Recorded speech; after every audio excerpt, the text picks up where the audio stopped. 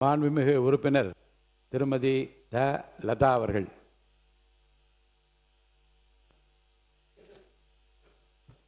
மாண்புமிகு பேரவைத் தலைவர் அவர்களே, கர்நாடக மாநிலம் சாம்ராஜ் நகர் மாவட்டம் ஹானூர் தாலுகா தோமையார் பாளையம் கிராமத்தைச் சார்ந்த தமிழகத்தை பூர்வீகமாக கொண்ட விவசாயிகள் வழக்கமாக மாடு மேய்க்கும் வனப்பகுதிக்குள் காணாமல் போன மாடுகளை தேடிச் சென்று அந்தோணிராஜ், ஜான், குமார் ஆகியோரை கர்நாடக மாநில வனத்துறையினர் சுட்டு கொலை செய்திருப்பது வன்மையாக கண்டிக்கத்தக்கக்குரியது.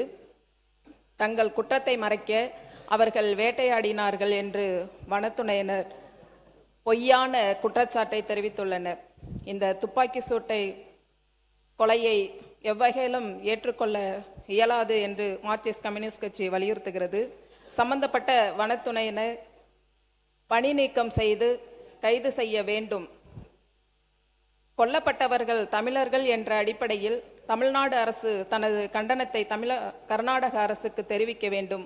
உயிரிழந்த தமிழர்களுக்கு 1 கோடி ரூபாய் நிவாரணம் வழங்கிட வேண்டும். இது குறித்து உரிய முறையில் நீதி விசாரணை உத்தரவிட வேண்டும் என்று கேட்டுக்கொண்டு